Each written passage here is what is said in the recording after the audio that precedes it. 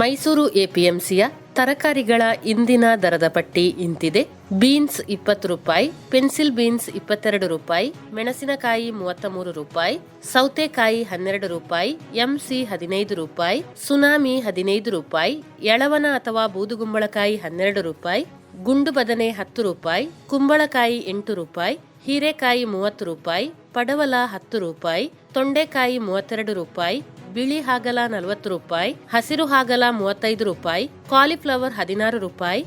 ಪೈರ್ W bar 45G 40 ರೂಪಾಯಿ,